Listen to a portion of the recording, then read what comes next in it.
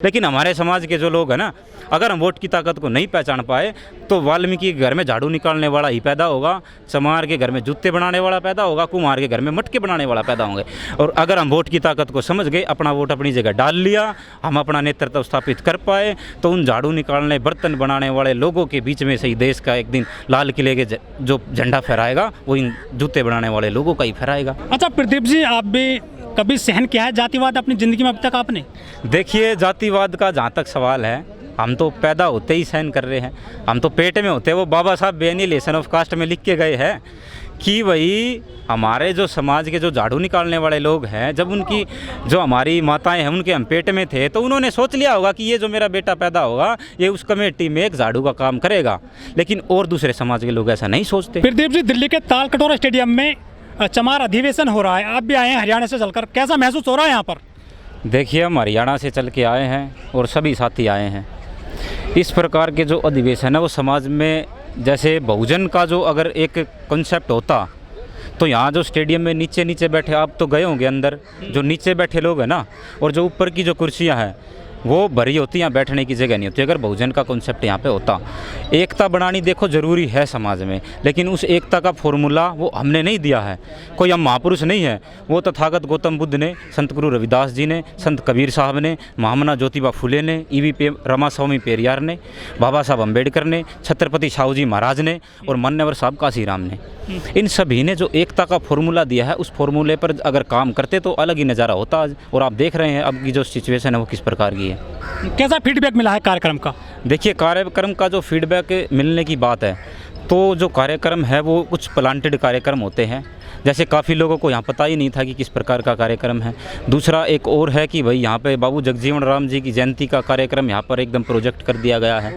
तीसरी एक और बात है कि यहाँ पर बाबा साहब अम्बेडकर का जो फ़ोटो है वो काफ़ी विरोध के बाद लगाया गया है, जो कि काफ़ी गलत है, क्योंकि भारत ही नहीं पूरे विश्व के जो लोग हैं वो बाबा साहब अम्बेडकर का सम्मान करते हैं। कोलंबिया यूनिवर्सिटी तक बाबा साहब की स्टैचू लगी हुई है। ये तो एक दिल्ली का तालकटोरा एक छोटा स्टेडियम है, वहाँ कोलंबिया यूनिवर्सिटी के संग्रहालय में कार्ल मार्क्स के साथ बाबा साहब अम्बेडकर की फ़ोटो लगी है। इस पर आपत्ति नहीं होनी चाहिए। क्या इन्होंने जरूरत नहीं समझी फोटो लगाने की बैनर पर?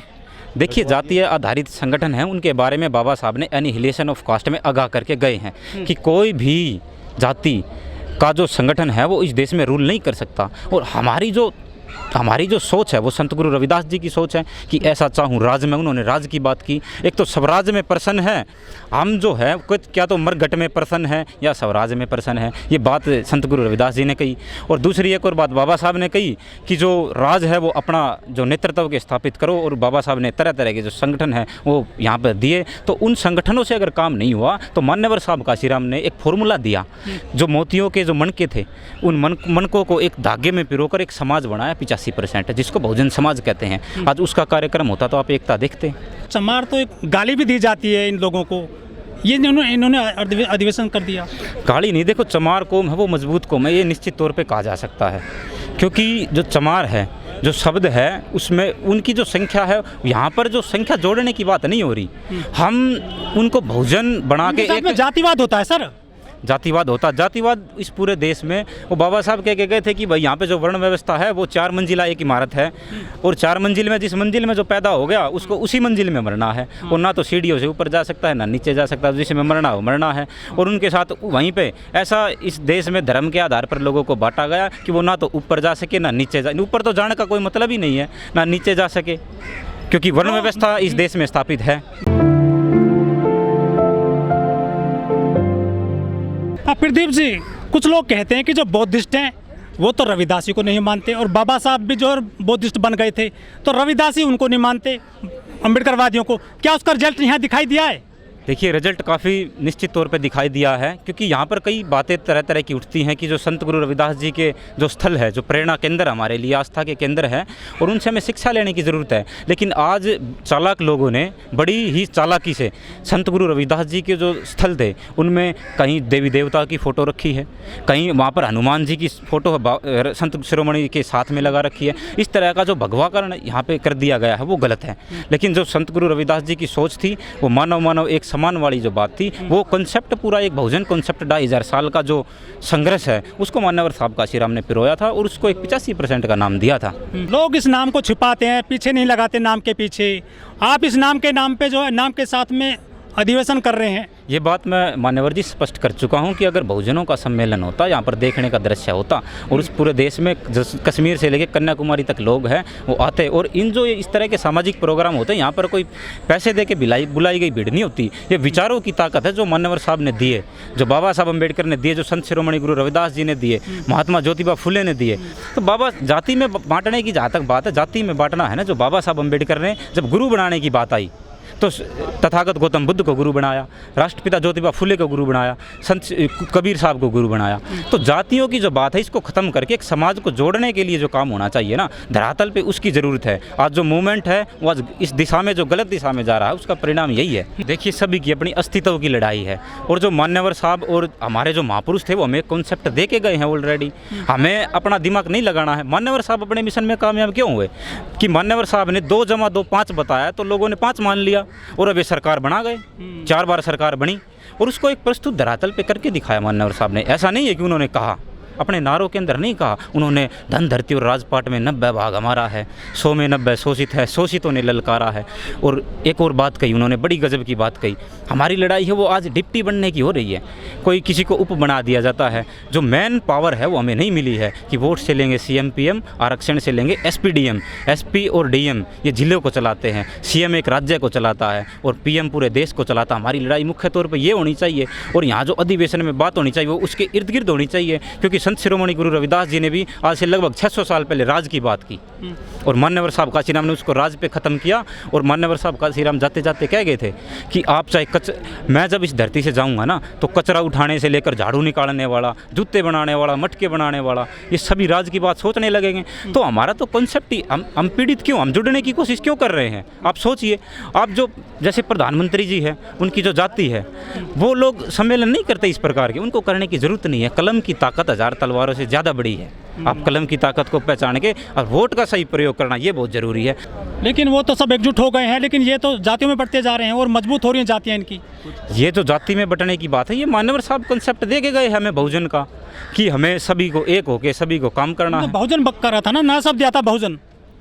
बहुजन का जो है ये कंसेप्ट, ये मोतियों की माला में पिरोकर उसको एक ताकत बनाने की बात है। अगर वो मोतियों में मन के खिंड के तो वो मन के है, वो माला नहीं है फिर। लेकिन जिस तरह से आज यहाँ रायता फैला है कार्यक्रम में, क्या एकजुट हो पाएंगी ये जातियाँ? देखिए जहाँ तक एकजुटता का सवाल है, संत शिरोमणि गुरु रविदास जी के समय में इस राष्ट्र के अंदर ये राजनीतिक रूप से गुलाम था, उस समय उनकी कलम रुकी नहीं, उन्होंने लगातार कोशिश की।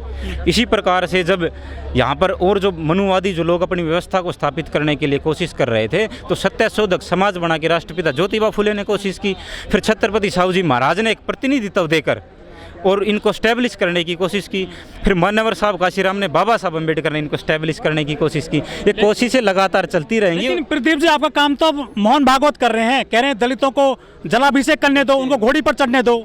जब बाबा साहब के सामने 2 प्रश्न थे, जब गांधी जी ने कहा कि इनको मंदिरों में प्रवेश दिया जाएगा, बाबा साहब बोले कि इस लाइन को काट के ये लिख दो कि इनको स्कूलों में, यूनिवर्सिटियों में प्रवेश दिया जाएगा और इनको राजनीतिक रूप से प्रतिनिधित्व दिया जाएगा, इसको देश की संसद में इनको पहुंचाया जाएगा। उनका परिणाम है कि आज जो हमारे लोग 130 से 135 जो सांसद आज बैठे हैं ना, ये बाबा साहब अम्बेडकर के उस कलम की ताकत है।